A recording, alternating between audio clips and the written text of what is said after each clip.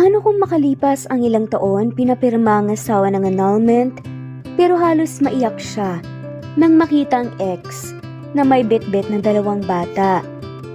Luhaan ang mga mata ni Carrie habang nakatingin sa 2 nilalang na parehong mahalaga sa kanya, ang kanyang asawa at kapatid. Magkayakap ang mga to at walang patid sa paghahalikan, ni hindi na nga ng mga ito na malaya ng kanyang pagdating. Ilang sandali pa siya pinanood ng 2 at tinorture ang kanyang sarili. Akala niya okay na mag-asawa, na napatawad na nga siya nito at handa na nga itong tumanggap sa buhay nga nito, pero mali siya. Dahil sa pagbabalik ng kanyang kapatid, tila bumalik ang lahat ng dati. Mariing hinawakan ni Carrie ang hawak na pregnancy test kung saan positibong resulta. I'm sorry anak. Wala ka man. Nakagis ng ama.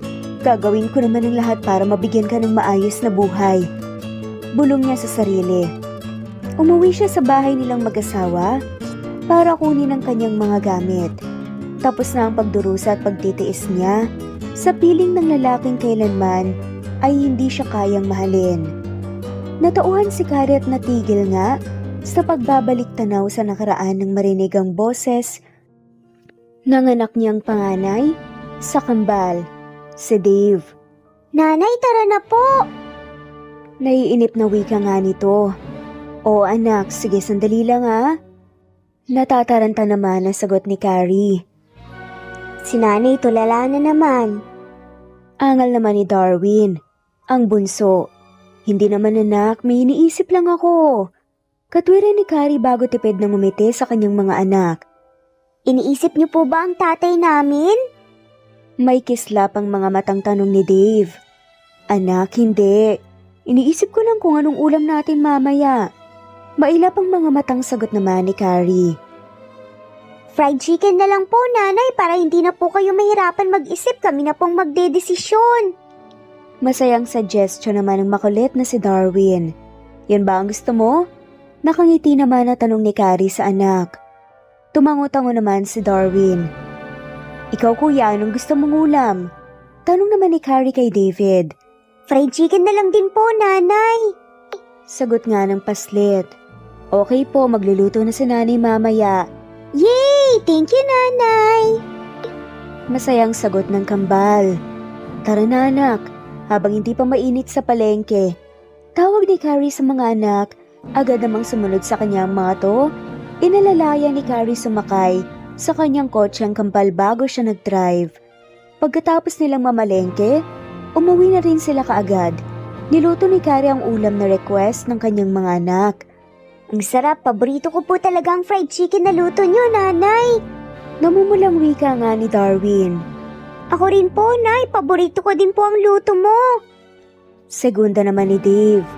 Sige na anak, kain lang ng kain. Maaga tayong matutulog dahil may pasok na bukas. Nanay, ihatid niyo po ulit kami, ah. Oo naman.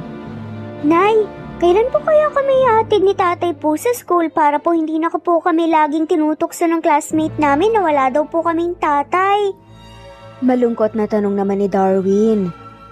Pakiramdam ni Carrie ay piniga ang kanyang puso sa narinig.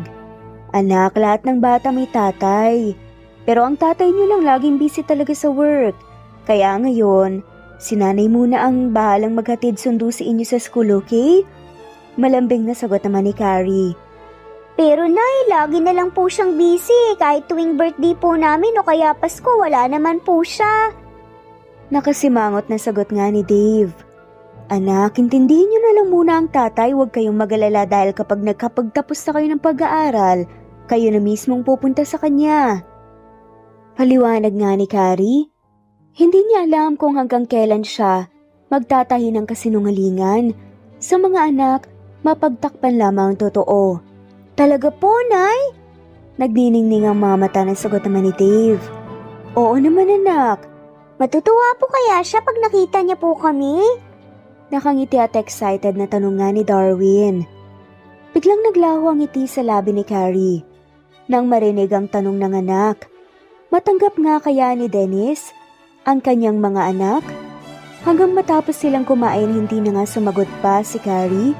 Mabuti na lang at nabaling na nga sa ibang bagay ang atensyon ng kambal at hindi na rin nagtanong ulit. Kinabukasan pagkatapos ihatid sa paaralan ng kambal, dumiretso na si Carrie sa cafe na napundar niya. Dito siya kumukuha ng panggastos nilang mag-iina. Mabuti na lang at matao nga ang kanyang pwesto, kaya laging maayos ang kanyang benta. "Good morning po ate. May naghahanap po sa'yo kanina." Kinikilig na bungad nga kay Carrie ng kanyang staff na si Mira. "Sino?" Kunot noon naman na tanong niya. "Hindi ko po kilala, mukhang hindi po taga rito, gwapo po sa kamatangkad. At maganda rin po ang pangangatawan." Sandaling nag-isip si Carrie pero wala naman siyang matandaan na may ganoong itsura sa mga kakilala niya. Kaya binaliwala na nga lamang niya ito. "Ganun ba? Sige, tawagin mo na lang ako kapag bumalik siya." Bili ni Carrie sa tauhan bago tumalikod. Pagkatapos kumain ng lunch, tinawag ni Mira si Carrie at sinabi nga na nasa cafe na nga ulit ang lalaki kanina. Taas noong naglakad nga si Carrie, palabas ng kanyang maliit na opisina at lumapit sa isang lalaking nakatalikod sa gawin niya. Nakasuot ito ng hoodie jacket at maong na pantalon. "Good afternoon, sir. May kailangan daw po kayo sa akin?" Mahinahong tanong nga ni Carrie sa lalaki. Ilang segundong lumipas bago lumingon si Dennis. Halos malaglag ang panga ni Carrie nang makilala nga ang asawa. "Anong ginagawa mo dito?" Mariing tanong ni Carrie. "Finally nahanap din kita." Masayang bulalas naman ni Dennis. Bago tangkang yayakap sa babae pero mabilis naman na nakaiwas si Carrie. "Sagutin mo ang tanong ko. Anong ginagawa mo dito?" Naiinis na tanong pa nga ulit niya. Nagtaas ng kamay si Dennis hudyat para tumahimik si Carrie. "Chill. Hindi ako pumunta dito para makipag-away sa'yo. Kaya ako malma ka. Nandito ako dahil may importante akong sadya sa'yo." Mahinahong saad pa nga ni Dennis. "Tungkol saan?" Mariing tanong pa rin ni Carrie na hindi napigilang magtaas ng kilay.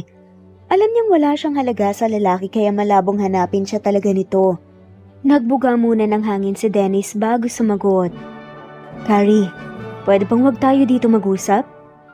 Tila hindi mapalagay na pakiusap ni Dennis. Inilibot naman ni Carrie ang mga mata sa paligid at nakita niyang marami nga silang customer at halos lahat nang nakatingin sa kanila, particular kay Dennis. Siguro ay dahil bihira lang, may maligaw na gwapo sa lugar kaya ganun na nga lamang itong tignan ng mga kababaihan. "Gaano ba ka-confidential ang kailangan mo sa akin? At hindi mo pa masabi para makaalis ka na?" "It's about us, Carrie." Nang makitang seryoso nga ang asawa. "Fine, sumunod ka sa akin." Wika ni Carrie bago nga humakbang pabalik sa kanyang opisina. "Maupo ka." Alok niya bago nga siya umupo. So upo ang katapat nito. "Thank you." Sagot ni Dennis bago inikot nga ang paningin sa paligid. "Hindi na ako magtataka kung bakit hindi ka na bumalik ng Manila. Mukhang masaya at tahimik na ang buhay mo dito." Maya-maya pa at seryoso ngang saad pa nga nito. "Masaya na ako dito. Malayo sa mga taong makasarili." Seryoso ding sagot nga ni Carrie. "Hindi naman siguro ako tinutukoy mo, diba?" Napahagat labi na nga lamang si Carrie. Gustong-gusto niyang sumbatan si Dennis, pero alam niyang wala nga siyang karapatan. Dahil mula sa simula, alam niyang hindi naman talaga siyang babaeng gusto nitong makasama sa buhay. "Ano bang kailangan mo? Sabihin mo na marami pa akong gagawin." Malamig na wika na nga lamang ni Carrie. "Okay, pumunta ako dito to set you free. Alam kong masaya ka na at mas magiging masaya tayo pareho kung makakalaya na tayo sa kasal na tanging nag-uugnay sa ating dalawa." Seryosong sagot ni Dennis pagkatapos bumuga ng hangin. Isang dismayadong tingin ang iginawad nga ni Carrie sa lalaki. Hindi niya inaasahan na abot nga sila sa ganito. Gusto man niyang ibigay ang nais nito, pero paano ang kambal? Na hindi nga nito alam ang tungkol sa kanilang mga anak. Natigilan siya at hindi kaagad nakapagsalita. Yan ba talaga ang gusto mo? Maya-maya ay wala nga sa sariling tanong ni Carrie. Bala ko nang pakasalan si Melay once na annulled na ang kasal natin. Seryosong sagot ni Dennis at kitang-kita nga ni Carrie ang kakaibang kislap sa mga mata nito nang banggitin ang pangalan ng kanyang kapatid. Parang pinunit ang kanyang puso sa kanyang nasaksihan. After all this year, ang kapatid pa rin niyang nag-iisang babaeng itinitibok ng puso nito. Ang babaeng kailanman ay hindi niya mapapalitan sa puso ng asawa. I see. Tumangong sagot ni Carrie. At pilit kinubli nga ang sakit at selos na nararamdaman. So payag ka nang ipaanal ang kasal natin? Nakangiting tanong na nga lamang ni Dennis. Hindi. Diretsa ang sagot naman ni Carrie at hindi inalis ang mata sa mukha ng kaharap. What? Bigla namang napatayo sa inis si Dennis. Hindi ako papayag na maanal ang kasal natin. Ito na lang ang bagay na tanging pinanghahawakan ko sa'yo. At ayokong ganun na lang kadali itapon ang marriage natin. Carrie, are you crazy? Hindi kita gusto. Kahit minsan hindi kita minahal. Tapos ayaw mo pa rin ipaanal ang kasal natin? Wake up! Sinayang mo lang ang panahon na dapat ay naging masaya na tayo sa kanya-kanya nating buhay. Nangigigil na saad nga ni Dennis. Mahigpit na pinigil ni Carrie ang kanyang emosyon. Gusto niyang isigaw sa harap ng lalaki na ito ang magiging masaya. Oras na palayain niya ito habang siya at ang kanyang mga anak tuluyan ng mawawalan ng karapatan dito. At ang katiting na pag-asa ng kanyang mga anak na makilala ang kanilang ama ay maglalaho na. At sa habang buhay nga niyang dadalhin ang mapait na karanasan sa piling nito. Bakit pa ayaw mo pang makipaghiwalay sa akin? Maya-maya ay pagod na wika nga ni Dennis nang hindi pa rin sumagot si Carrie muli itong nagsalita. Nanahimik ka ng maraming taon. Lumayo ka sa akin, pinaubayan mo ako sa kapatid mo. Naging maayos naman ang buhay mo na wala ako, bakit hindi mo maibigay sa akin ang buhay na hinihingi ko? Sa tingin mo ba? Ganun kadali para sa akin ibigay ang gusto mo?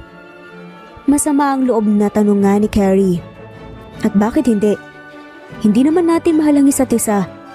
Pareho lang tayong napilitan sa kasal na yon. Dapat noon mo pa sinabi yan. Noon ko pa hiniling sa'yo na ipaanal mo ang kasal natin. Pero ayaw mo dahil mas gusto mong maghirap ako sa piling mo. Ngayon, ikaw naman ang may gustong maanal tayo. Hindi ako papayag. At gusto ko lang ding malaman mo kahit minsan hindi ko ginusto na makasal tayo. Naiiyak na sigaw ni Carrie. Isang buwan pagkatapos ng kanilang kasal, gusto na nga niyang maanal yon pero ayaw ni Dennis. Dahil mas gusto nitong parusahan siya at pagbayarin sa pamimikot daw niya dito. Bagay na hindi niya ginawa. Ganun naman pala eh. Bakit ayaw mo pumirma sa annulment natin? Para matapos na to. Dahil ba ayaw mong maging masaya kami ng kapatid mo? Tama nga si Melay, selfish ka. Dismayado ang tinig ng sagot ni Dennis. Ako pa talagang selfish ngayon? Pinalaya na nga kita, diba? Hinayaan kita sa gusto mo. Kahit pa nga binaboy mo ang kasal natin, wala kang narinig sa akin. Isang bagay lang ang hindi ko kayang ibigay sa'yo. At yun ay ang annulment. Papel lang ang panghahawakan ko sa'yo at hindi ako papayag na pati yun tanggalin mo pa sa akin. Maring saad ni Carrie. Ilang beses namang umiling si Dennis sa kasunod-sunod na napabuga ng hangin. Carrie, come on. Hindi ko ito ginagawa para lang sa amin ng ate mo. Ginagawa ko to para din sa'yo. Bata ka pa. Marami ka pang makikilala na mas karapat dapat para sa'yo. Darating ang panahon ng magmamahal ka. At kapag nangyari yun, gugustuhin mo ring ipaanal ang kasal natin. Mahinahong paliwanag ni Dennis. Sunod-sunod naman na umiling si Carrie. Kahit ano pang sabihin mo, hindi ako papayag na maanal ang kasal natin. Malamig na tura naman ni Carrie. Ang kaninang maamo at mabait na anyo ni Dennis ay naglaho at napalitan ng galit. Marahas nitong hinaklit ang braso ni Carrie at hinawakan ng mahigpit. Maluha-luha namang tumingin si Carrie sa namumula niyang braso. Bakit ba ayaw mo ha? Gusto mo ba ng pera? Yun ba ang kailangan mo? Sabihin mo kung magkano ang ibibigay ko basta makalaya lang ako. Sigaw ni Dennis sa kanyang harapan. Maghalong sakit at galit ang nararamdaman ni Carrie nang tumingin siya sa asawa. Sa kaubod lakas itong sinampal. Hindi naman kagad nakahuma si Dennis na nagulat sa kanyang ginawa. Umalis ka na. At huwag ka nang babalik pa dito, maghiwalay na tayo kung kailan ko gusto. Bigyan mo ko ng panahon para kalimutan ka. Dahil kapag nakalimutan ko ng asawa pa kita, never na kitang tatanggapin ulit sa buhay ko. Umiiyak sa galit na saad ni Carrie. Bigla naman namlambot si Dennis nang makita ang masaganang luha na naguunahan sa pagpatak sa mga mata ni Carrie. Nang hihinang binitawan niya ang braso nito at walang salitang tumalikod. Hanggang ngayon, kahinaan pa rin niya ang luha nito. Parang may kung anong tumutusok sa kanyang puso sa tuwing nakikita niya itong nasasaktan. Saglit na nalito si Dennis. Hindi na niya alam kung ano ang gagawin at kung ano ba talaga ang gusto niya. Masaya siya kay Melay. Ito ang babaeng matagal na niyang pinapangarap. Ito rin ang gusto niyang maging ina ng kanyang mga anak. Samantalang, nang tuluyan ng nakalabas si Dennis, ang kaninang tahimik na pagluha ni Carrie ay nauwi sa hagulgol habang nakatingin sa namumula niyang braso. Mahal niya si Denise pero mlinaw sa kanya na hindi siya nito kailanman mamahalin pabalik dahil ang kapatid niya ang nag-iisang babaeng minahal nito. Hindi naman sa makasarili, ayaw lang niyang ipaanul ang kanilang kasal. Dahil ayaw niyang dumating ang araw na tuluyang mawalan ng karapatan sa kanyang ama ang kanyang mga anak. Itinukod ni Carrie ang kanyang siko sa mesa, saka ipinatong ang kanyang mukha sa kanyang palad hanggang parang agos na bumalik sa kanyang isip ang kanyang nakaraan. Flashback. Carrie, nasa bahay ka na ba? Bungad ni Melay kay Carrie. Sa kabilang linya ng sagutin, ni Carrie ang tawag nito. Oo ate! Sagot ni Carrie at kakauwi nga lamang niya, buhat sa eskwelahan. Graduating na siya ngayon sa kursong business management. Pwede bang puntahan mo ngayon si Dennis sa kondo niya? May sakit kasi siya at walang kasama. Pakiusap ni Melay sa kapatid. Pero ate, dapat ikaw ang nandun. Ikaw ang girlfriend niya eh. Reklamo ni Carrie. Carrie, marami pa akong kailangan gawin. Ikaw na lang munang pumunta sa kanya. Alagaan mo siya. Pakainin mo na rin at painumin ng gamot. Bilin pa nga ni Melay. Hindi magawang umangal ni Carrie dahil pinagbabaan na nga siya ng linya ng kapatid. Napabuntong hininga na lang siya. Ang totoo ay sobrang pagod din niya dahil sa kabi-kabilang projects at iba pang gawain sa school. Pero hindi naman niya kayang tiniisin ang Kuya Dennis niya lalo pa at mabait naman ito sa kanya at parang kapatid na rin niya dahil bukod sa kasintahan ito ng ate niya ay malapit din sa pamilya nila ang pamilya nito. Pagkatapos magpalit ng school uniform, lumabas na si Carrie. Pagdating niya sa kondo ng boyfriend ng kanyang kapatid, naabutan niyang magulo at maraming kalat sa sala. Kaya naman, iyon muna ang pinagtuunan niya ng pansin. Sinunod na rin niya ang kusina. Nang matapos, lumapit na siya sa kalan at nagsimula ng magluto ng sopas. Matapos magluto, dala ang tray na may lamang mangkok ng umuusok na sopas. Lumapit si Carrie sa silid ni Dennis. Napakunot noo pa siya nang wala man lang marinig na ingay sa loob. Bahagya din nakabukas ang pinto kaya dahan-dahan siyang pumasok. Nanlaki ang kanyang mga mata nang maabutan si Denise na inaapoy ng lagnat at nanginginig. Nakapatay ang aircon sa silid kaya naliligo ito sa sariling pawis. Pero balot na balot pa rin ng kumot ang katawan. Tangkang kukunin niya ang kumot pero naginginig ang boses na pinigilan siya ng lalaki. Huwag, nilalamig ako. Ani nga ng lalaki. Pero ang taas ng lagnat mo.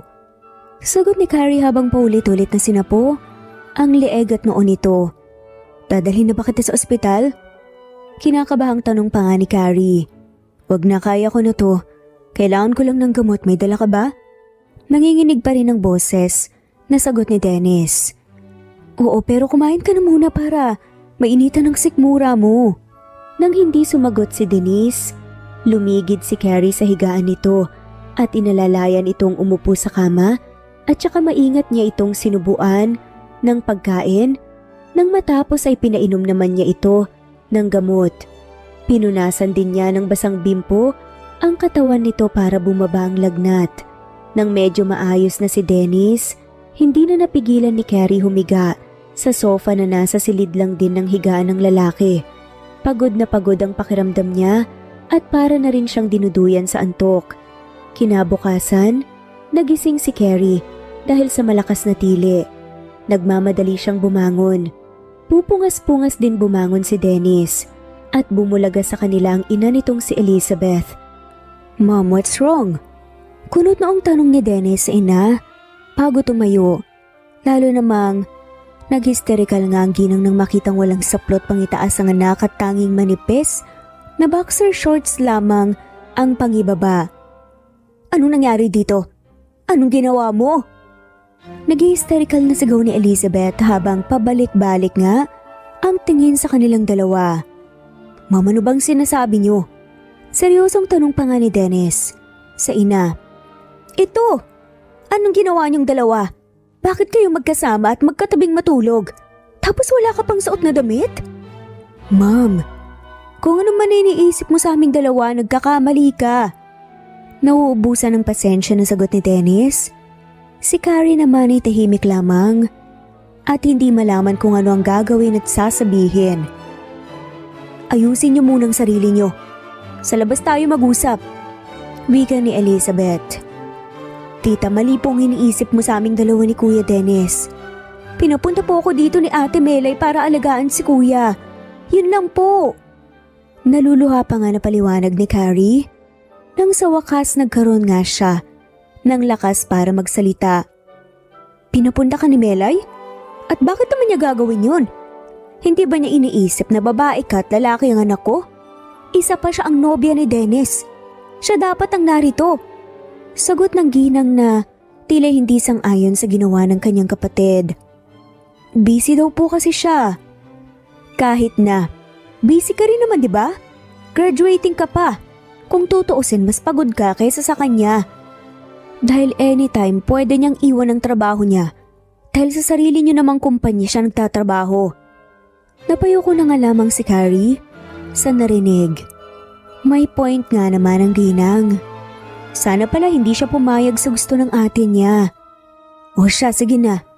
Ayusin yung mga sarili niyo, maghahanda na ako ng almusal para makakain na tayo.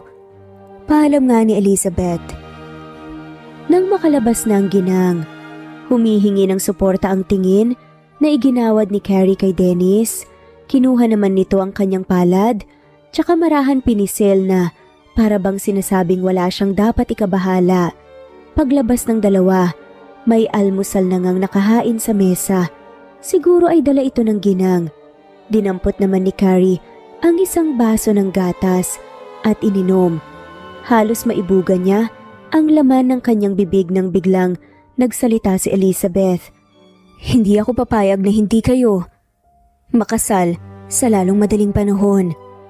Parehong gulat nga na nagkatitigan si Dennis at Carrie bago sabay na tumingin sa ginang na may seryosong muka. What? Naglabasan ng litid nga sa leeg na bulalas ni Dennis. No, natataranta din na sagot ng dalaga. Babae rin ako, Carrie. At ayokong madehado ka dito. Ma, hindi mo alam ang sinasabi mo. Namumula ang mukhang singit nga ni Dennis. Sa ayaw at sa gusto mo, kailangan mong pakasalan si Carrie. Tulungan mo siyang ibangon ang puri niya. Sad pa nga ni Elizabeth. Pero walang nangyari sa aming dalawa. Kapatid niyang nobya ko. Ano na lang sasabihin ng mga magulang nila sa akin? At ano na lang ang magiging tingin sa akin ng mga tao? Sana inisip mo yan bago ka gumawa ng kalokohan. Namumula na nga rin ang mukhang sagot ng ginang. Mom, ilang beses ko bang sasabihin na walang nangyari sa amin? Nanginginig na wika naman ni Dennis. So bakit magkapatong kayo sa kama? Wala kang damit tapos magkayakap pa talaga kayo? Ano gusto mong isipin ko sa mga nakita ko ha? Hindi ako pinanganak kahapon. Galit na sagot naman ni Elizabeth. Tita, totoo po ang sinasabi ni Kuya Dennis. Wala po talagang nangyari sa amin. Hindi ko rin po alam kung paano ako napunta sa kama. Ang natatandaan ko lang po kasi, sa sofa naman talaga ako natulog eh. Nag-aalala lang paliwanag naman ni Carrie. Isa ka pa, Carrie. Babae ka. Dapat hindi ka pumayag na alagaan ng isang lalaki na hindi mo kaano-ano at dito ka pa talaga natulog sa konto niya? Sermon pa nga ni Elizabeth. Mom, narinig niyo naman po ang sinabi ni Carrie, diba? Pinakiusapan lang siya ni Melay. Pagtatanggol naman ni Dennis sa babae. Basta. Sa ayaw at sa gusto niyo magpapakasal kayo, akong bahala sa lahat. Pagtatapos ni Elizabeth sa usapan. No, tita, please. Hindi pa po ako tapos mag-aral. At si ate, ayoko pong masaktan siya. Baka isipin po niyang inago ko ang boyfriend niya. Umiiyak na pakiusap ni Carrie. Mom, please. Huwag mo nang ituloy ang binabalak mo, walang namagitan sa amin ni Carrie. Sa gagawin mo, masisira ang relasyon namin ni Melay at pati na rin ang relasyon ni Carrie sa pamilya niya. Pakiusap ni Dennis sa ina, pero sadyang bingi talaga ang ginang sa pakiusap nila. Ganito kasi siya. Gusto niya laging nasusunod ang gusto niyang mangyari. Walang namagitan sa inyo sa loob ng magdamag? Anong ginawa niyo buong gabi? Nagtitigan? Diskumpiyado na sagot pa nga ni Elizabeth. Kahit anong paliwanag ni Carrie at Dennis, hindi sila pinakinggan ng ginang at mas pinaniniwalaan ang sarili nitong teorya. Habang pauwi sa kanyang bahay, hindi mapalagay SJ Carrie na natatakot siya sa maaaring gawin sa kanya ng kanyang pamilya. Lalo pa at narinig niya kanina kung gaano kagalit ang kanyang ama habang kinakausap ito ni Elizabeth sa telepono. Hinatid siya ni Dennis sa labas ng gate ng kanilang bahay. Hindi na ito pumasok sa loob, siguro ay para makaiwas ito sa tensyon. Pagpasok pa lang ni Carrie sa loob, ay naabutan niyang kumpleto ang kanyang pamilya. Nakaupo sa pang-isahang upuan ang kanyang ama at galit na nakatingin sa kanya. Ang kanyang ina naman ay katabi ang kanyang kapatid na umiiyak. Nag-angat ng mukha si Melay at nasusuklam na tumingin sa kanya. Mom, Dad, magpapaliwanag po ko. Nakayukong saad ni Carrie nang hindi na niya makayanan pa ang tingin sa kanya ng mga tao. Tumayo ang kanyang amang si Albert at lumapit sa kanya. Hindi niya inaasahan ang gagawin nito. Malakas siya nitong sinampal na ikinatulo na nga lamang ng kanyang luha. Nakakahiya ka. Wala na bang ibang lalaki para makiapid ka pa sa nobyo ng kapatid mo mismo? Galit na sigaw ni Albert, bigla namang nanginig sa takot si Carrie. Papa, magpapaliwanag po ko. Na-misunderstood lang po talaga ni Tita Elizabeth ang nakita niya. Umiiyak na pakiusap ni Carrie. Tumayo naman si Melay at nang iinsultong ngumisi kay Carrie. Na-misunderstood. Sige nga, ipaliwanag mo kung bakit magkatabi kayo sa higaan ng boyfriend ko. Ang sabi ko sa'yo, alagaan mo lang siya. Hindi ko sinabing lamdiin mo siya. Umiiyak sa galit ng sigaw naman ni Melay. Ate, yun lang naman talaga ang ginawa ko eh. Bakit ba hindi mo tanungin si kuya para maniwala ka? Hindi na kailangan. Sa'yo na siya. Alam ko naman noon pa, gusto mo siya. Sagot nga ni Melay bago nagdadabog na tumalikod. Agad naman itong hinabol ng ina na si Jenny. Melay anak, pakinggan muna natin ang side ng kapatid mo. Pakiusap naman ni Jenny. Sa panganay na anak, Noma, malandi siya, mga agaw. Galit na sigaw ni Melay sa katumakbo paakyat ng hagdan. Naiwan namang umiiyak si Carrie, alam niyang kung paniniwalaan lang siya ng kanyang mga magulang, may posibilidad pang hindi matuloy ang gusto ni Elizabeth. Nakita mo na? Nasasaktan ang kapatid mo nang dahil sa'yo. Galit na tura ni Albert at muli sanang pagbubuhatan ng kamay ang bunsong anak pero inawat ito ni Jenny. Albert, tama na. Hindi mo kailangan saktan ang anak mo. Saway pa nga nito sa asawa. Yan. Lagi kang ganyan kaya lumalaki ang tarantado yung anak mo eh. Pati nobyo ng ate niya inahas pa. Wika nga ni Albert sa kapinasadahan nang nandidiring tingin. Ang kabuuan ni Carrie bago nagmarch ang umakyat sa hagdan. Pakiramdam ni Carrie ng mga sandaling yun ay siya nga ang pinakamasama at pinakamaruming babae sa balat ng lupa. Kahit hindi naman talaga. Umiyak naman na niyakap ni Jenny ang anak. Anak, ano ba talagang nangyari? Tanong nito.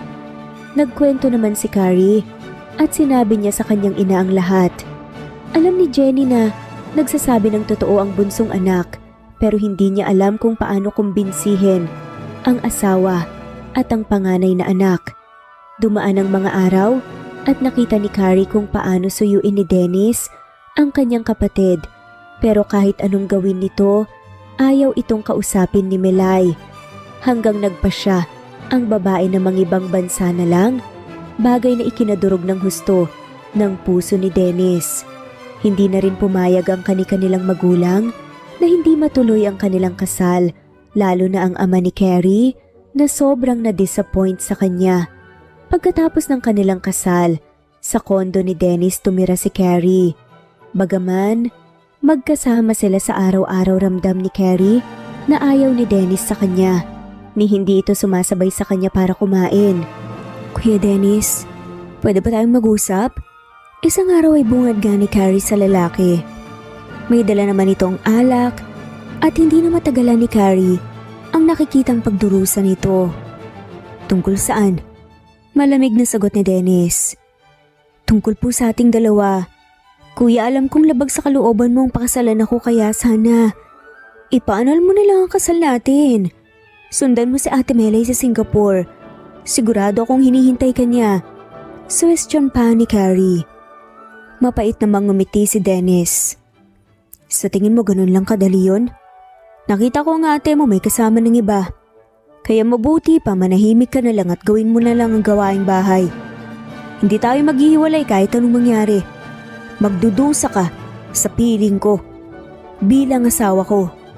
Napaiyak na nga lamang si Carrie nang talikuran siya ng asawa. Pakiramdam niya ay para siyang ibong nakakulong sa hawla.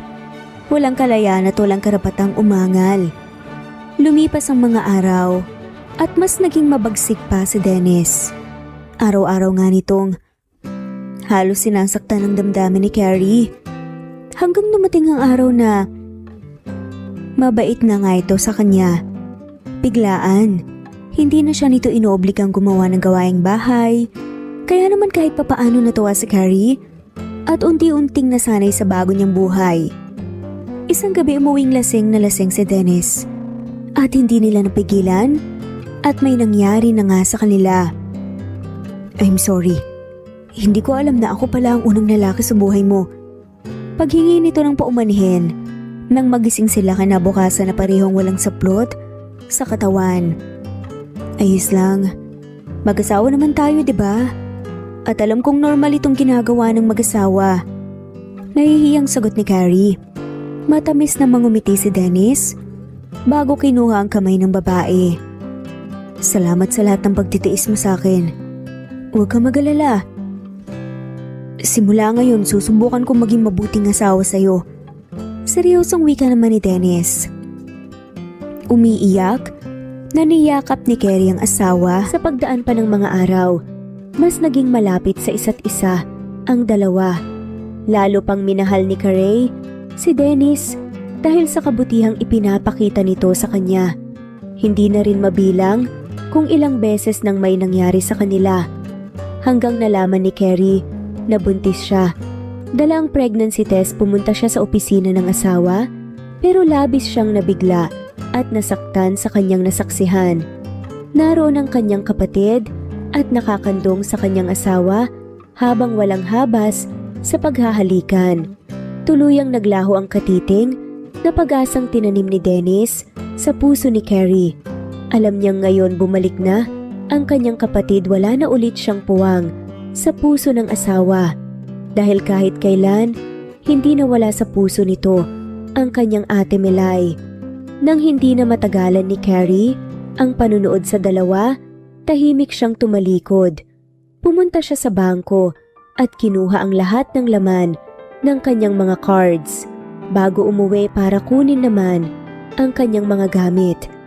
Tsaka walang paalam na umalis hanggang napadpad siya sa probinsya ng Batangas. Ay dito, pinilit magsimula ng bagong buhay. End of flashback. Mariing pumikit si Carrie at pilit iwinaksi sa kanyang isip ang bahaging iyon ng kanyang buhay. Kailangan niyang maging matatag at matapang para sa kanyang mga anak. Samantalang, malungkot na bumalik sa lungsod si Dennis. Masaya naman siyang sinalubong ni Melay na ngayon ay sa kanyang kondo na rin nakatira matapos itong palayasin ng sariling magulang nang malaman ng mga ito ang tungkol sa kanilang relasyon. Kumusta ang lakad mo? Nakita mo na ba siya? Excited na bungad ni Melay kay Dennis. Oo, pero ayaw niyang pirmahan ang annulment namin. Walang ganang sagot ni Dennis. Ano? Bakit ka pumayag? Sayang lang ang pagpunta mo doon. Ang haba ng biyahe mo tapos wala pang napala. Galit na buliw ni Melay. Babalik ako doon. Gagawin ko ang lahat para kumbinsihin siya. Dapat lang.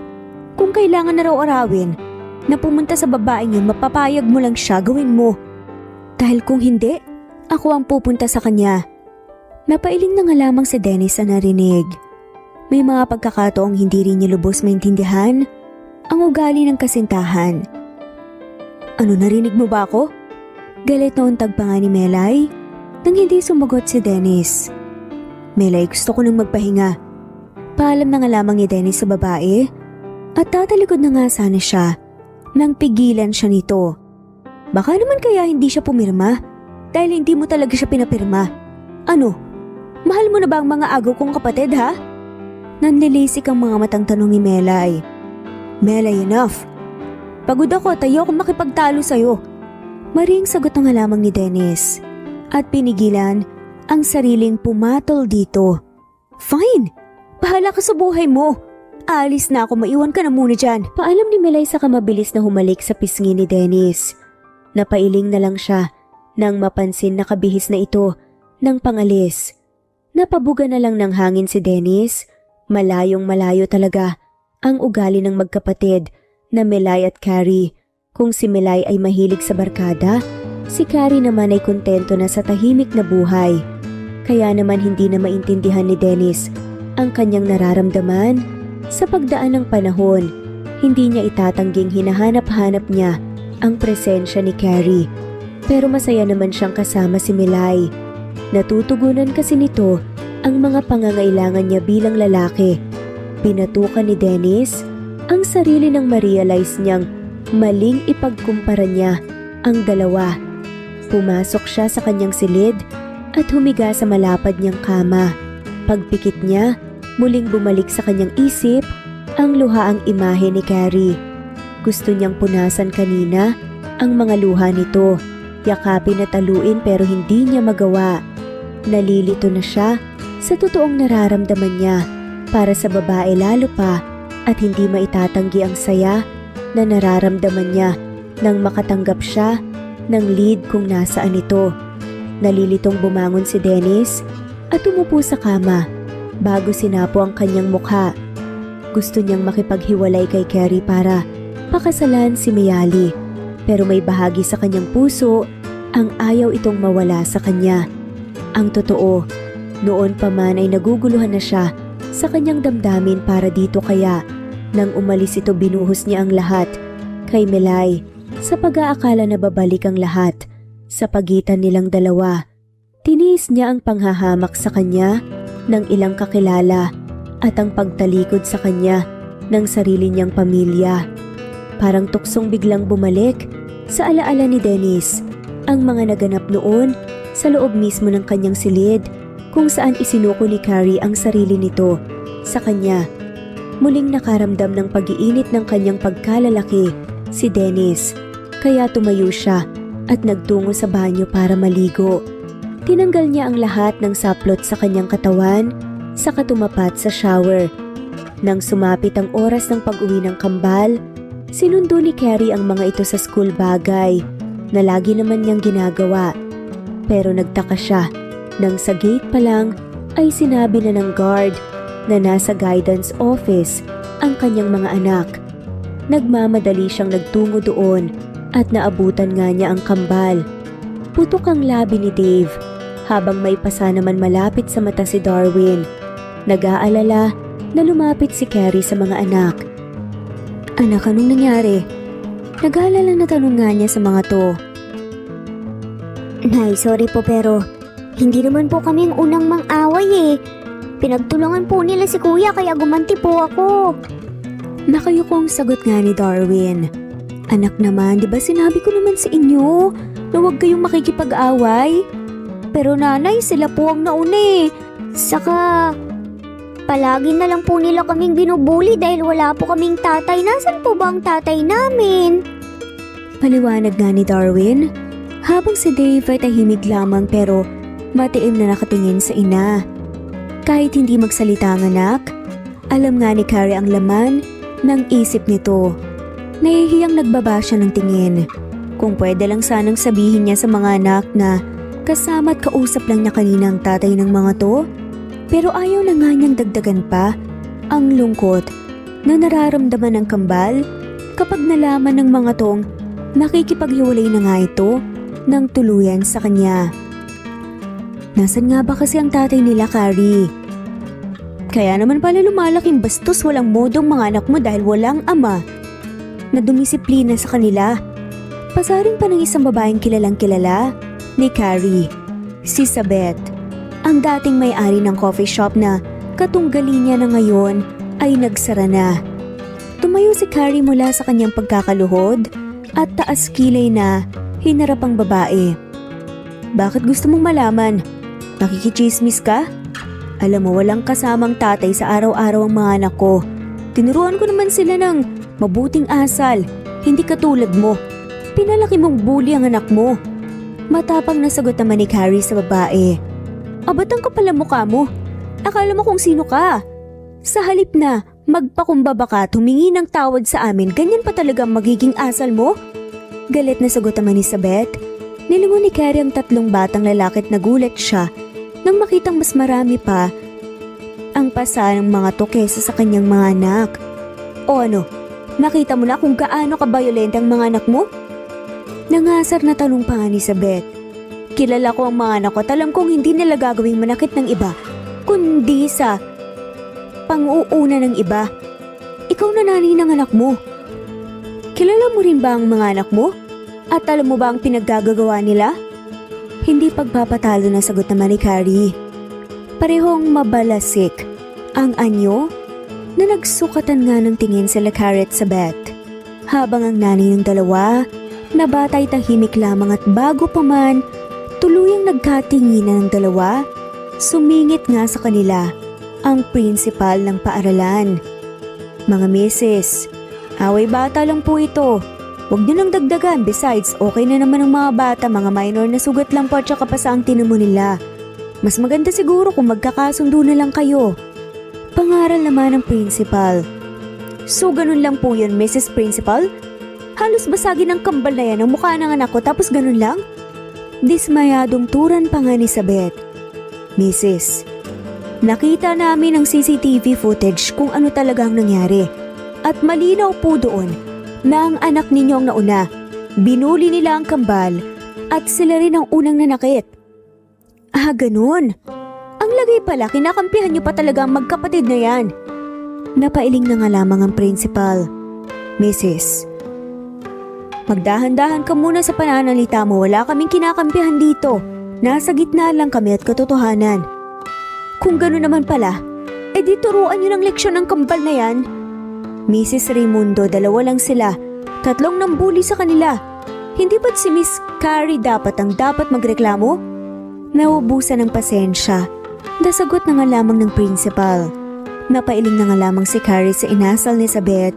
Maya-maya pa ay nagdadabog na nga itong lumabas sa silid, aklatan, at sumunod na nga rin ang dalawa pa na nanay. Maraming salamat po ma'am, pasensya na po sa abala. Nahihiyang wika na nga lamang ni Carrie sa principal. Walang anuman. Huwag na lang sana itong mauulit pa, Miss Carrie. Saad ng principal. Opo, huwag po kayong mag-alala. Kakausapin ko po ang mga anak ko.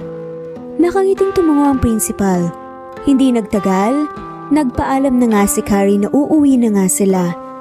Pagdating sa kanilang bahay, mahinahong kinuusap ni Carrie ang kanyang mga anak.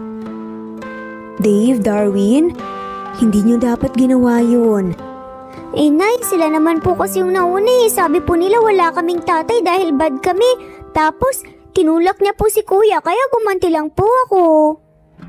Paliwanag naman ni Darwin. Kahit na, sa susunod na gawin nila yun sa inyo, tumakbo kayo sa teacher nyo at isumbong nyo sila. Nay, pag po ginawa po namin yun, pagtatawanan lang po nila kami at lalo pa nila po kaming ibubuli at tatawagin pa nila kaming duwag tsaka sumbongero. Angal pa nga ni Darwin. Hindi bale ng matawag na duwagang importante, umiiwas kayo sa gulo. Pangaral naman ni Carrie. Nay, mali pong iwasan ang problema kahit anong iwas po namin sa problema na yan. Dapat po harapin para matapos na dahil wala naman pong mangyayari sa kakaiwas po namin sa kanila lalo lang po nila kaming ginugulo. Seryosong paliwanag pa nga ni Dave. Natigilan naman si Carrie sa narinig at hindi kaagad nakapagsalita dahil may point naman ng anak. Sa sinabing niya ng paslit para nga siyang sinampal ng katotohanan na hindi dapat talikuran ng problema. Dumaan ang mahabang sandali ng katahimikan sa pagitan ng mag-iina. Nay, mali bang ipagtanggol po namin ang sarili namin? Wala po si tatay para ipagtanggol kami kaya sarili lang po namin ang maasahan namin tapos pati po yun hindi pwede? Naluluha pa nga na saad ni Darwin. Anak, walang mali na ipagtanggol ang sarili niyo. Pero hindi ba mas tahimik at payapa ang buhay kung wala po kayong kaaway? Mas makakakilos at makakapag-aral kayo ng maayos. Kaya dapat habaan niyo ang pasensya niyo at lawakan ng pag-unawa. Nakangiting saad pa nga ni Carrie. Okay po, sorry po nanay kung binigyan namin po kayo ng problema.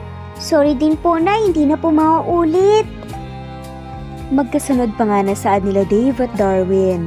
Nakangiting hinaplos ni Carrie ang buhok ng kanyang mga anak bago mahigpit na niyakap. Ang mga ito lang ang meron siya at ang kanyang mga anak lang ang matatawag niyang kayaman sa mundo. Kaya hanggat kaya niya, puprotektahan niya ang mga ito. Matapos ang pag-uusap nilang mag-ina, pumasok sa kanilang silid ang kambal para gawin ang kanilang homework. Si Carrie naman ay ipinagluto ang mga ito ng masarap na hapunan. Pagkatapos nilang kumain, sinamahan na ni Carrie ang kambal sa kanilang silid para basahan ng libro. Nang matapos, ay tinulungan na niya ang mga itong humiga sa kama. Good night po nanay. Sabay na bati nga ng kambal. Good night din mga anak, matulog na kayo, may pasok pa bukas. Sagot ni Carrie at kinumutan nga ang mag-anak. Nang natiyak na natutulog na ang kambal, lumabas na si Carrie sa silid ng mga ito at nagtungo sa sala. Mula sa binata ng bahay, tulala siyang nakatingin sa labas at pinapanood ang maliwanag na sikat ng buwan. May parte sa kanyang puso ang gusto ng tuldukan, ang pangungulila ng kanyang mga anak sa kanilang ama, pero natatakot siyang baka masaktan lang ang mga ito kung hindi sila kikilalanin anak ni Dennis. Kaya ngayon, isang pasya ang nabuo sa kanyang isip. Ibibigay na niya ang gusto ni Dennis para sa ikatatahimik nilang mag-iina. Wala na rin siyang balak sabihin pa dito ang tungkol sa kambal. Alam naman niyang walang ibang mahalaga kay Dennis kundi ang kanyang kapatid. Kaya sa pagbalik nito, pipirma na siya sa kanilang annulment paper.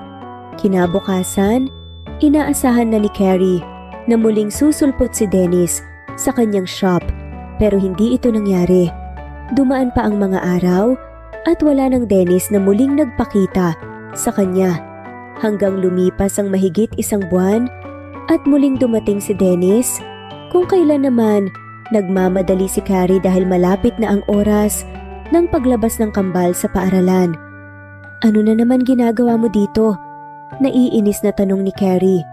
Pakiramdam niya ay lumundag ang kanyang puso nang makita ang kakaibang ngiti sa mga labi ng lalaki.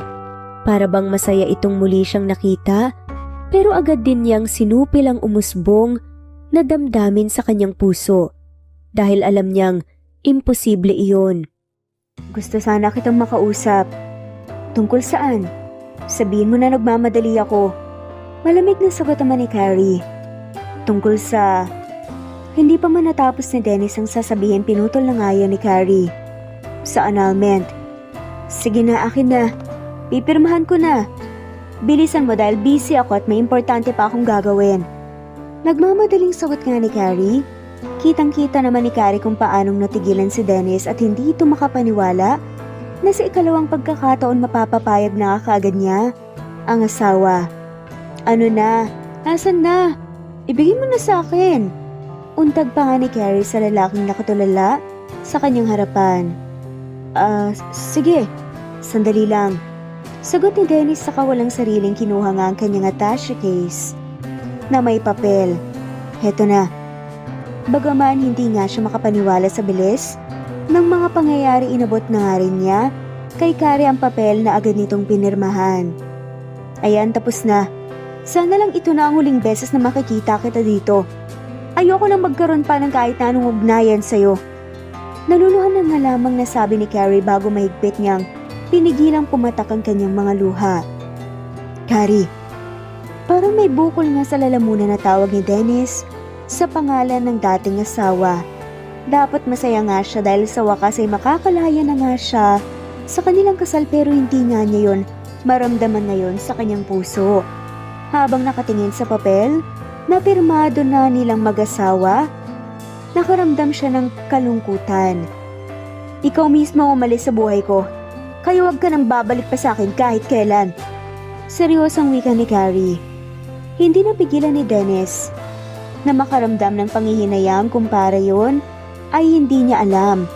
Hindi niya maaaring bawiin pa ang ginawa niya dahil pirmado na nga nila ang papel na puputol sa ugnayan nila. Carrie, ayoko sanang maghiwalay tayo sa ganitong paraan. Mabigat nga ang dibdib na saan ni Dennis. Kunot noon naman siyang hinarap ni Carrie bago nga mapait nang umisi. At sa paanong paraan tayo gusto maghiwalay? So humahabol ako sa'yo? Nagmamakaawa na wag mo akong iwan? Yun ba ang gusto mo?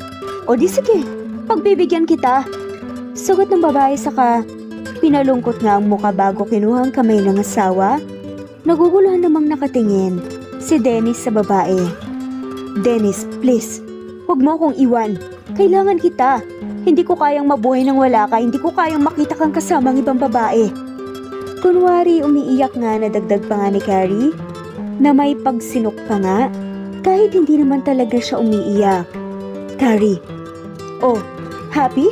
Yun ba ang gusto mo? Pwes, hindi ko yun gagawin. Walang dahilan para magmakaawa ako sa'yo. Dapat nga maging masaya pa ako eh. Dahil pinakawalan mo na ako. Salamat! Dahil nakalaya na ako sa kanino mo. Hindi ko dapat sinayang ang buhay ko at ang mga luha ko sa walang kwentang lalaking tulad mo. Pero ayos lang. Dahil sa'yo kaya masaya na ako ngayon. Salamat ha. Wika ni Carrie bago ngumiti. Pero sa kaloob-looban niya ay durog na durog siya. Magsasalita pa sana si Dennis, pero nakarinig na sila ng maliit na yabag papalapit sa kanila. Bigla naman tinakasan ng kulay ang mukha ni Carrie nang makita ang kambal. Nagtatakang sinundan ng tingin ni Dennis ang tinitingnan nito, at ganun na lang ang panlalaki ng kanyang mga mata nang makita ang dalawang batang kamukhang kamukha niya. Napahawak siya nang mahigpit sa upuan ng patakbong. Yumakap ang mga ito kay Carrie. Nanay! Masayang sigaw pa nga ng kambal. Hindi naman kagad nakakilos si Carrie at parang nadigas pa nga sa pagkabigla. Please po, nanay! Nanay, bakit ka po tulala? Ang lamig din po ng kamay mo, may sakit ka po ba? Ha? Anong ginagawa niyo dito? Bakit niyo ako hinintay sa school? Nang makabawi sa pagkabigla, usisa na nga lamang ni Carrie. Ang tagal niyo po kasi, nanay, kaya sumabay na po kami kila teacher. Gusto daw po muna nilang magkape dito bago umuwi. Paliwanag pa nga ni Darwin, Luminga si Carrie at nakita nga niya ang ilang teacher kasama ang principal. Ganun ba? O sige. Sa office ko na lang muna kayo tumambay. Lalapitan ko lang sila teacher, okay? Utos pa nga ni Carrie sa anak. Sige po nanay, behave lang po kami. Sagot ni Darwin, parehong natigilan nga si Carrie at Dennis nang magsalita si Dave na kanina pa pala pinag-aralan ng mukha ni Dennis at Darwin. Nanay, sino po siya? Bakit kamukha po siya ni Darwin? Siya po ba yung tatay po namin? Tanong pa nga ni Dave habang walang kurap na nakatitig nga sa mukha ni Dennis. Anak, hindi. Sabi ko naman sa inyo, diba busy ang tatay kaya malabong siya yan.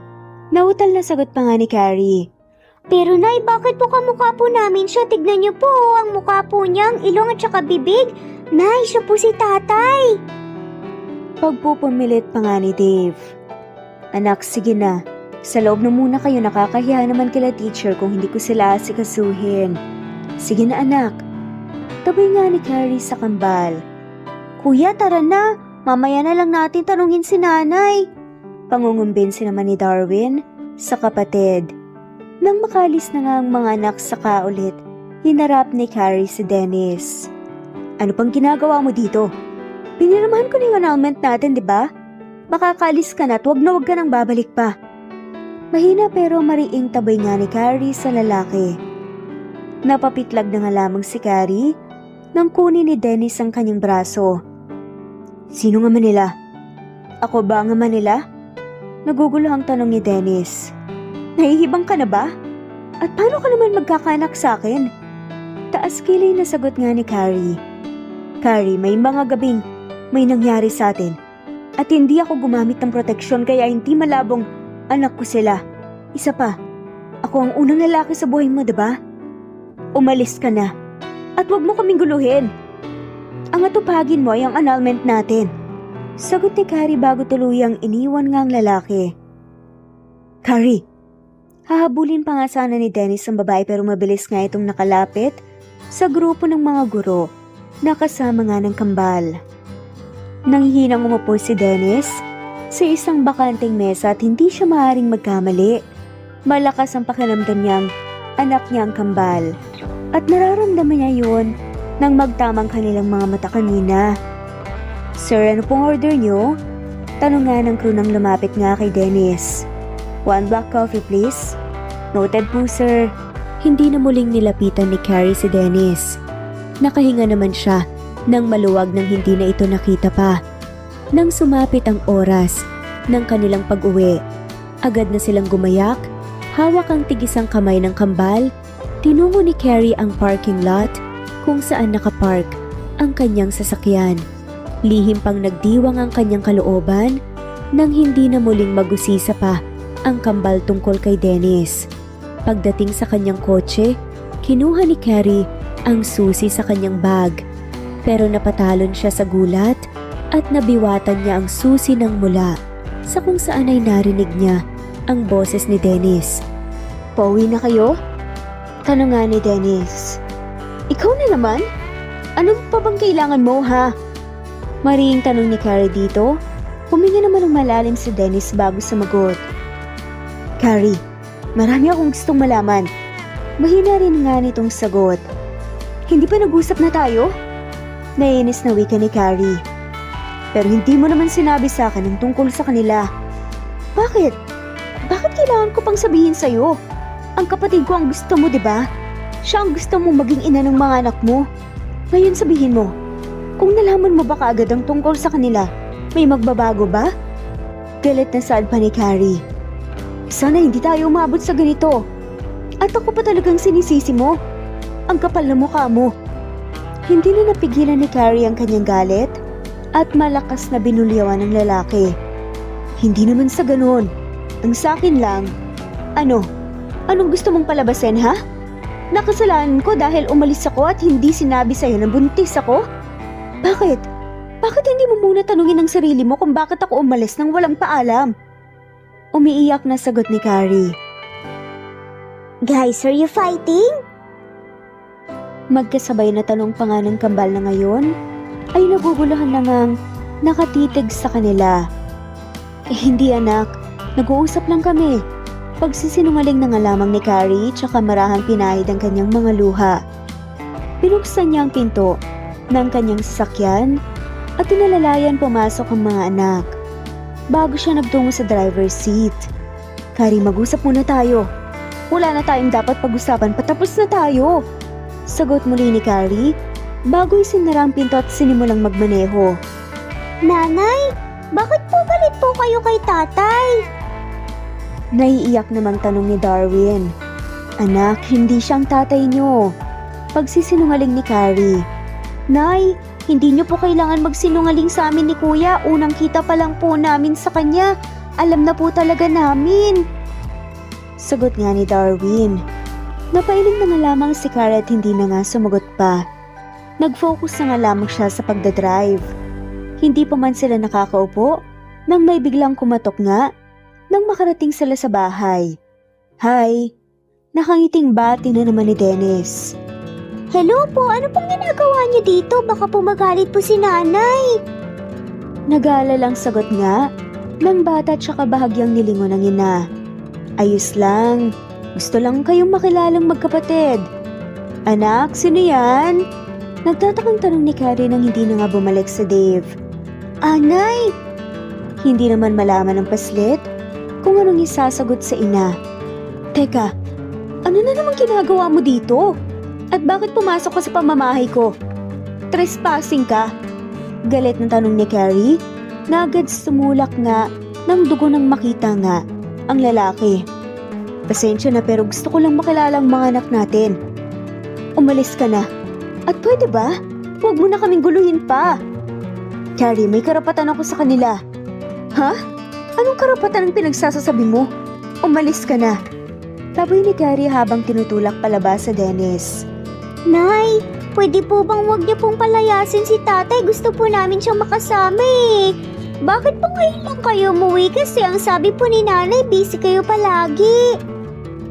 Umiiyak na pakiusap nga ni Darwin. Parang binuhusan ng malamig na tubig si Carrie sa narinig kasabay ng pinong kurot sa kanyang puso. Nang makitang sabay na tumakbo palapit kay Dennis ang kambal at yumakap dito. Pasensya na kayong mga anak. Totoong busy ako pero ngayon gumagawa ako ng paraan para makita kayo. Miss na miss ko na kayo. Sagot naman ni Dennis habang may butil nga ng luha sa mga mata. Si Carrie na nooy nagmamasid lang. Napairap na nga lamang sa kawalan. Miss na din po namin kayo. Sagot nga ni Darwin bago bumaling sa kapatid. Dahil sa nakitang pananabik ng kanyang mga anak sa kanilang ama. Wala nang nagawa pa si Carrie, kundi pagbigyan ng mga to. Habang masayang nagkukwentuhan ng mga mag-ama, si Carrie naman ay abala sa paghahanda ng hapunan na pinadeliver ni Dennis. Carrie, salamat sa maayos na pag-aalaga at pagpapalaki ng mga anak natin. Nagulat nga, si Carrie nang mula sa kanyang likuran nagsalita si Dennis. Ginawa ko lang kung anong dapat. Wala man silang kasama nga sa paglaki nila. Sinikap ko namang punan ng kakulangan sa kanilang pagkatao pero hindi ko alam na kahit pala anong gawin ko, kulang pa rin dahil hinahanap-hanap pa rin nilang presensya mo. May kirot sa dibdib na sagot ni Carrie. Carrie, hindi ka nagkulang. Sadyang may mga bagay lang talaga silang hinahanap at yun ay ang pagmamahal ng isang ama. Hindi sumagot si Carrie at tahimik na nga lamang na tumango. Halos hindi nga siya makahinga nang maayos sa lakas ng tibok ng kanyang puso, ngayong nasa malapit nga si Dennis. Mga anak nakahanda ng pagkain. Tawag ni Carrie sa mga anak. Lumapit naman si Dennis sa mga to at sabay nga na binuhat ang kambal. Hey kids, the food is ready. Let's eat. Yay, kakain na ng masarap. Oo nga po, thank you nanay. Masayang sadpa ng kambal. Sa kanya kayo magpasalamat anak. Turo naman ni Carrie kay Dennis. Thank you po tatay. Sabay wika ng kambal. Welcome, basta kayo. Maya-maya patahimik na kumain ng mag-anak. Pero binasag ngayon ni Darwin. Nanay, bakit po pala galit po kayo kay tatay kanina? Inosenteng tanong pa nga nito. Kasi dahil walang maapuhap nga na sasabihin, si Dennis nang sumugot para kay Carrie. Galit siya sa akin kanina dahil ngayon lang ako dumalaw sa inyo. Pasensya na mga anak ha. Sobrang busy lang talaga si tatay eh. Ayos lang po, ang mahalaga po, nandito na po kayo ngayon. May papakilala na po namin kayo sa mga kaibigan namin at sa kaaway po namin sa school na nambubuli sa amin. Sasabihin po namin sa kanila na heto na po ang tatay namin, umuwi na po siya. Tignan niyo po ang pogi niyo oh.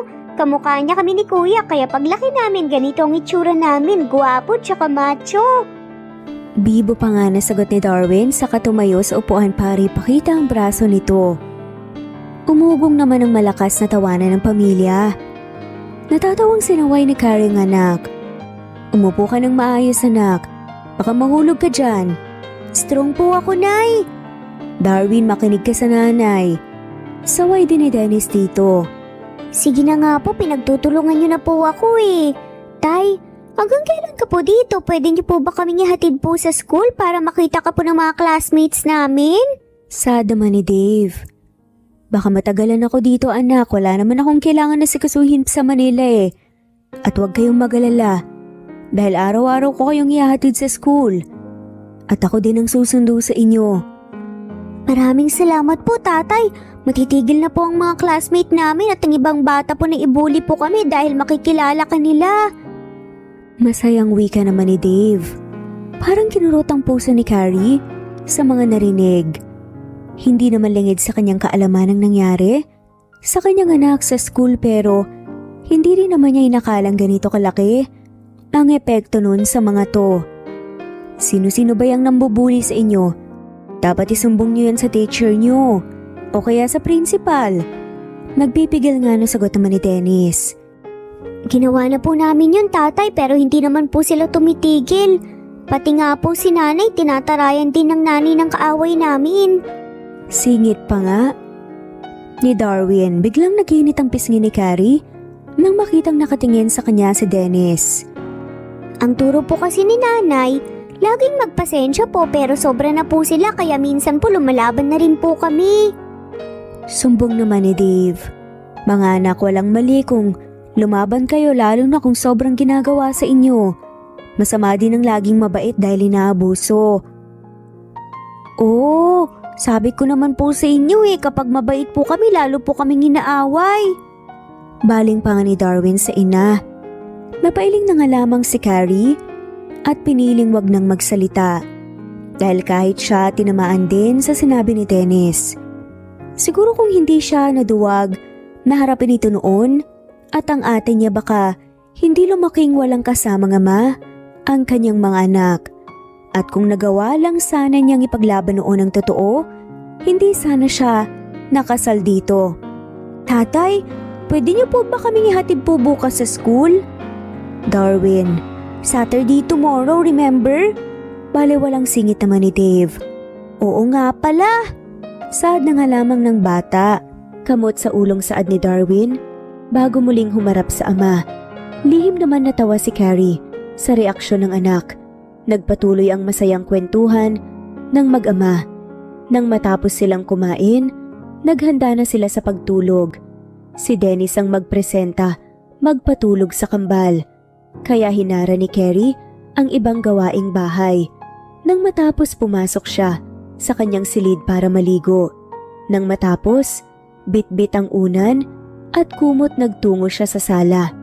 Nabautan niya si Dennis sa balkonahe. Nakatingin sa kalangitan habang nakapamulsa ang dalawang kamay at mukhang may malalim na iniisip. Tulog na ba ang mga bata? Tanong ni Carrie nang hindi man lamang naramdaman ni Dennis ang paglapit niya. Ha? May sinasabi ka ba? Tanong ni Dennis na halatang nagulat. Tinatanong ko lang kung tulog na ba ang mga bata. Kanina pa. Tipid na sagot ni Dennis. Muling dumaan ang katahimikan sa pagitan ng dalawa. Ano nga palang plano mo? Habang may pagkakataon ka pa, pwede ka pang lumayo. Basag nga ni Carrie sa katahimikang bumabalot sa kanya. Sinasabi mo bang pwede ko pang talikuran ng mga anak ko? Tanong ni Dennis na walang anumang emosyon. Oo, habang hindi pa gaanong masasaktan ng mga anak ko. Kapag kinasal na kayo ni Ate Melay, bubuo na kayo ng sarili niyong pamilya. May etsopwera na ulit ang mga anak ko, aasa lang sila. Masasaktan lang sila. Ngumiti ng mapait si Dennis bago hinarap si Carrie. Sa tingin mo ba talaga? Ganun ako ka-irresponsable nga ma?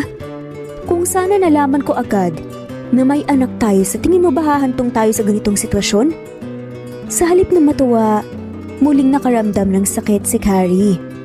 Hindi talaga siya kayang mahalin ni Dennis nang siya lang.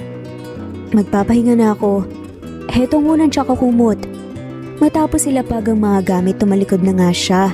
Sa kanyang silid ay malaya nga niyang pinakawalan ang mga luhang kanina pa nga gustong lumabas sa kanyang mga mata. Nakokonsensya naman, sinundan ng tingin ni Dennis ang babae. Nasasaktan na naman niya ang feelings nito. Kinabukasan nagising si Carrie dahil sa ingay na nagmumula nga sa labas ng bahay. Napapikit pa nga siya nang masilaw sa mataas nga na sikat ng araw. Nang tignan niya ang orasan, pasado 9:00 na pala ng umaga. Hindi niya na namalayan kung anong oras siya nakatulog kagabi. Nagkukumahog nga siyang bumangon at nagtungo sa kusina.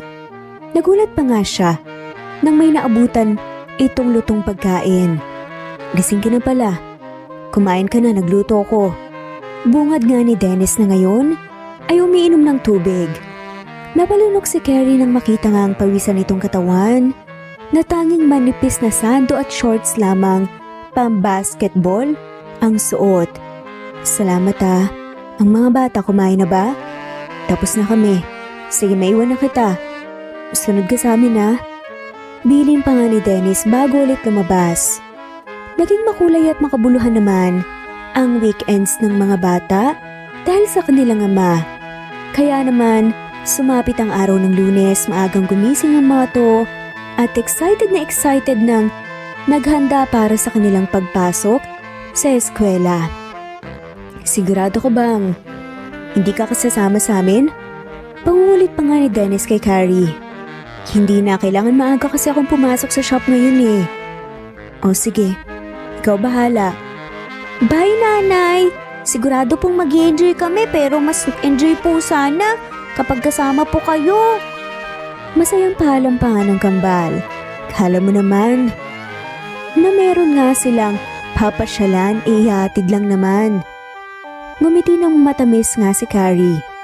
Hindi matatawaran ng kasiyahang nakikita niya sa mata ng mga anak. Kasama nga ang kanilang ama. Bye! Mag-aral kayo ng mabuti, wag pasaway. Bilin pa nga ni Carrie sa dalawa. Nang nakaalis na ang sasakyan ni Dennis, saka palang bumalik sa loob si Carrie, nahagip ng kanyang paningin ang baunan ng kambal. Napailing na lang siya bago pumasok sa banyo. Matapos ayusin ang sarili, sumunod na rin siya mga ito, dala ang baunan. Pagdating sa school, diretso na si Carrie sa room ng kambal at doon ay naabutan niya ang mga itong pinagkukumpulan ng ibang estudyante at guro. Napangiti pa siya nang makita si Dennis sa gitna at mukhang hindi alam ang gagawin. Ngayon naniniwala na ba kayo na may tatay kami? Mahangas na tanong pa nga ni Darwin. Sabay-sabay naman na sumagot ng oo ang mga paslit. Sabi namin sa inyo eh, tignan nyo, kamukha namin ang tatay namin. O, anong masasabi nyo ha? Oo nga, ang galing! Humahangang sad naman ang mga bata na ngayon. Pabalik-balik ang tingin sa mukha ng mag-aama. Oh, Carrie, nandito ka pala. Puna ng isang guro nang makita siya. Ah, opo ma'am. Dinala ko lang po itong baon ng kambal, naiwan po kasi eh. Nahihiyang sagot ni Carrie nang lahat ng guro ay sa kanya nakatingin. Uy Carrie, ang gwapo naman pala ng asawa mo. Kinikilig na sabi pa nga ng isang guro na hindi nga nalalayo ang edad sa kanya. Isang matipid na ngiti naman ang sinagot ni Carrie dito. Nang tumunog ang bell, saka palang nagsialisa ng mga guro at estudyante na nakikiusyoso nga sa kambal. Carrie, akala ko ba busy ka? Wika nga ni Dennis nang makita si Carrie. Ah, dinala ko lang tong baon nila. Naiwan nyo eh. Sagot ni Carrie at napakamot na nga lamang ng ulo bago kinuha nga kay Carrie ang dala nito. Pasensya ka na, natataranta kasi ako eh. Tsaka halo-halo yung emosyon. Excited din kasi ako. Dumaan ang isang linggong pananatili ni Dennis sa Batangas. At ngayong araw bumalik na nga siya sa Manila. Mabuti naman umuwi ka pa. Naiinis na bungad nga ni Melay kay Dennis nang pagbuksan nga ito ng pinto. Pwede bang magpahinga na muna ako? Pagod na wika ni Dennis. Hindi niya maintindihan ang sarili kung bakit mula. Nang makita niya si Carrie, ay nanlamig na nga siya sa babae. Ganun lang yun? Aalis at uuwi ka kung kailan mo gusto? Alam mo bang nag-aalala ako sa'yo? Isang linggo kang hindi umuuwi, ni hindi mo sinasagot ang mga tawag at text ko. Melay, alam mo naman kung ano ang pinunta ko dun, di ba? Kaya ba hindi mo sinasagot ang mga tawag ko dahil kasama mo si Carrie? Ano, nagkabalikan na ba kayo, ha? Akala ko ba pumirma na siya ng annulment paper? Asan yun ngayon? Hindi makasagot si Dennis. Mukhang naiwan nga niya somewhere. At alam niya kung saan pero hindi niya masabi sa babae. Sana nga Melay ganun lang kadali eh. Sana nga ganun lang kadali tanggapin. Sa buhay niya.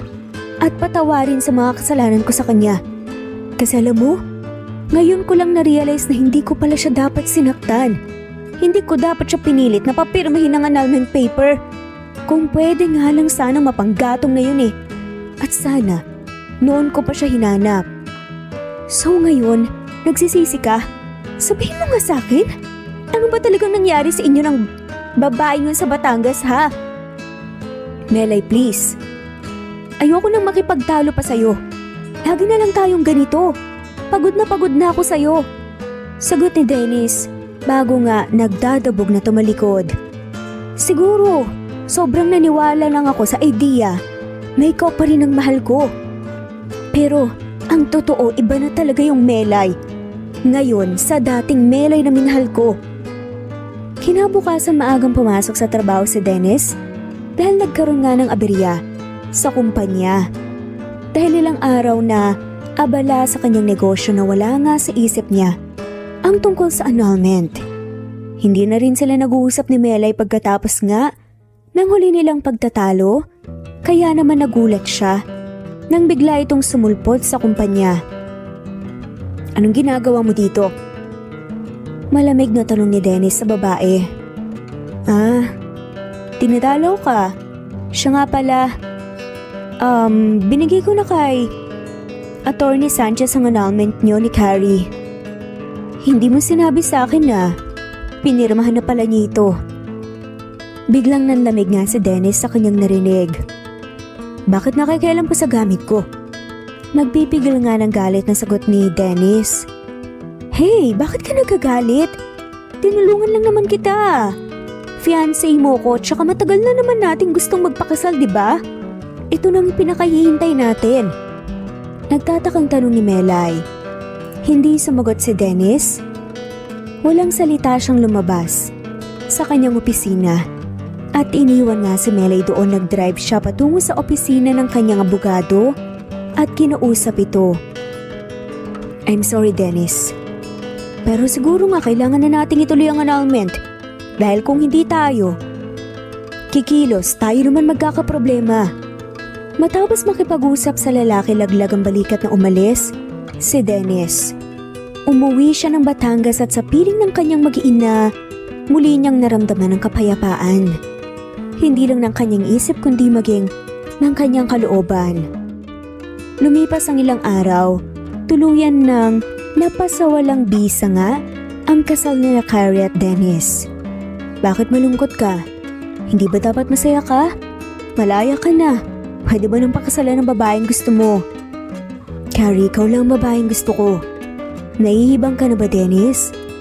Pinawalang bisa mo ang kasal natin tapos sasabihin mo yan? Ano ka ba, Carrie? Bakit kasi hindi mo na lang hinayaan yung mga bata nung nakita nila yung annulment paper sa table at ipanggagatong na lang daw nila habang nag-iiho kayo ng kung ano? Nasabi sa akin ni Melay na sa'yo daw niya nakuha yung annulment paper. Nakita niya na hawak ng mga bata Sagot naman ni Carrie. Ano ka ba?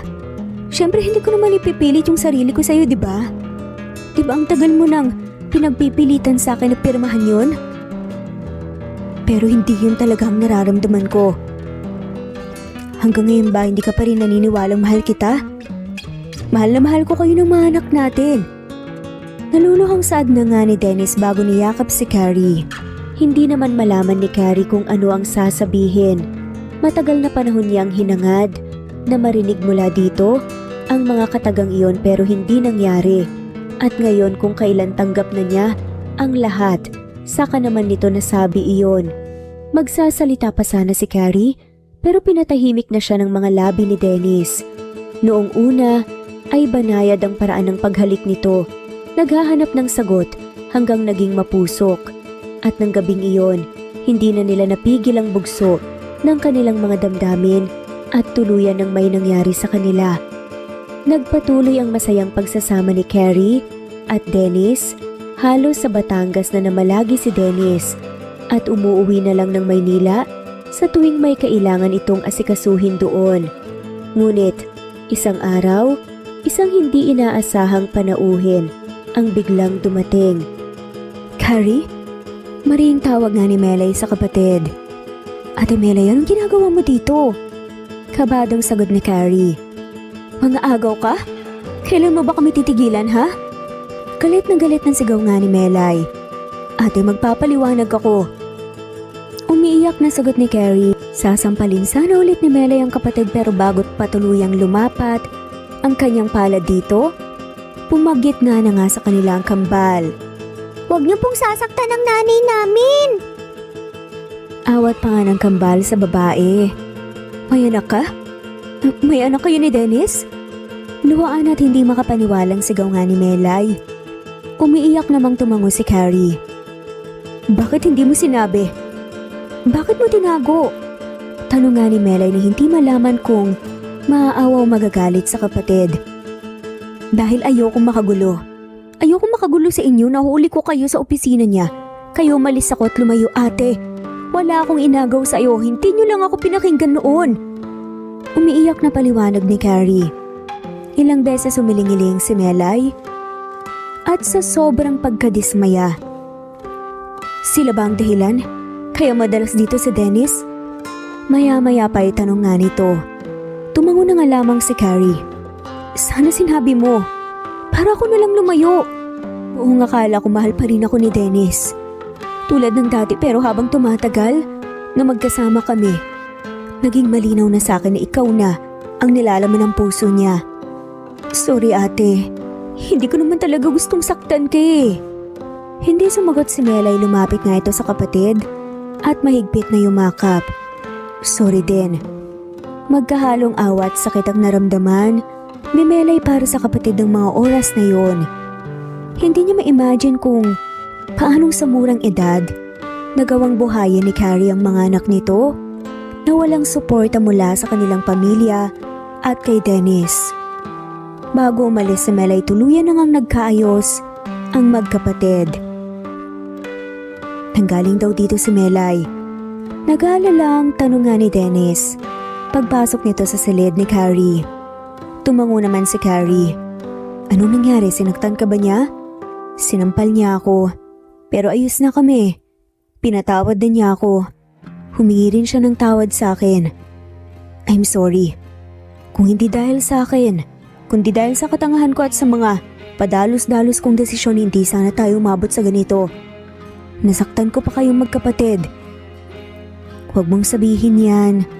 Ako naman talaga yung panira sa relasyon yung dalawa eh. Noon pa lang. Huwag kang mag-isip ng ganyan. Dahil ngayon ikaw na ang mahal ko at mamahalin ko habang buhay. Wika ni Dennis bago kinuha ang kamay ni Carrie at niyakap. Makalipas ang isang linggo, hindi inaasahan ni Carrie ang pagdating ng kanyang mga magulang kasama ang ina ni Dennis at si Melay. Anak, andito ka lang pala. Bakit hindi ka man lang umuwi sa atin? Umiiyak na bulalas ng ina ni Carrie. Sorry po mami, natakot po kasi ako eh. Shh, ayos lang. Sinabi na ng ate mo sa amin ang lahat. Patawarin mo kami dahil hindi kami nakinig sa'yo. Okay lang po. Nasaan ang mga apo ko?